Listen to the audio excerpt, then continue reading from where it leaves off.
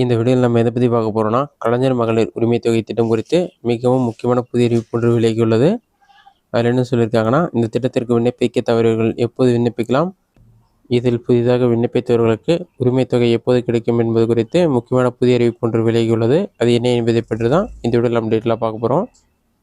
தமிழ்நாட்டில் தற்போது 1,25,00,000 பெண்கள் மகளிர் உரிமை தொகை திட்டத்தில் நேரடியாக பயன்பெற்று வருகின்றனர். இதில் கூடுதல் பயனாளிகள் சேர்க்கப்பட உள்ளனர். அதன்படி கூடுதலாக 10 முதல் 15 லட்சம் பேர் வரை இந்த திட்டத்தில் பயனாளிகளாக சேர்க்கப்பட உள்ளனர். அதன்படி இந்த பயனாளிகள் எண்ணிக்கை 1.45 லட்சமாக உயர்த்தப்பட உள்ளது. இதற்கான புதிய விண்ணப்ப தேதி தொடர்பான தகவல் விலகியுள்ளது. அதன்படி ஜூன் மாதம் முதல் வாரம் விண்ணப்பம் செய்யும் பணிகள் தொடங்கப்பட உள்ளது.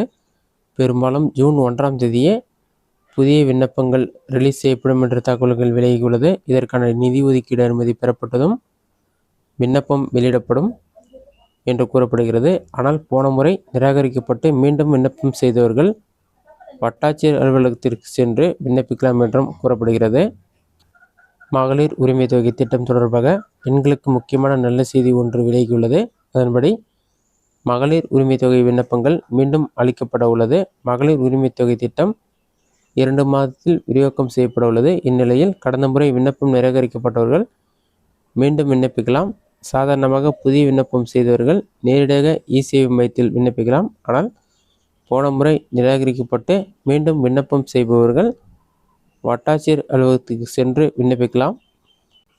ஜூன் மாதத்தில் விண்ணப்பித்தவர்களுக்கு யாரெல்லாம் தகுதியானவர் சொல்லிட்டு ஜூன் மாத இறுதிக்குள் பயனாளிகள் தேர்ந்தெடுக்கப்பட்டு ஜூலை மாதம் 15ஆம் தேதி முதல் அவர்களுக்கும் மாதம் உரிமை தொகை ₹6 வழங்கப்படும் என்று கூறப்பட்டுள்ளது.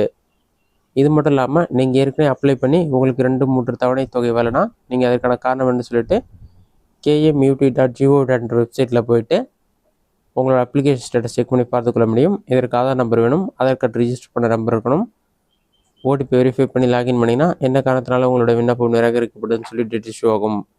இதுதான் கலைஞர் மகளிர் திட்டம் குறித்து வெளியான முக்கியமான புதிய தகவல். இந்த வீடியோ உங்களுக்கு யூஸ்ஃபுல்லாக நினைக்கிறேன். இந்த வீடியோ பிடிச்சிருந்தா லைக் பண்ணுங்கள். ரெசிட் அவுட் கமெண்ட் பாக்ஸில் கமெண்ட் பண்ணுங்கள்.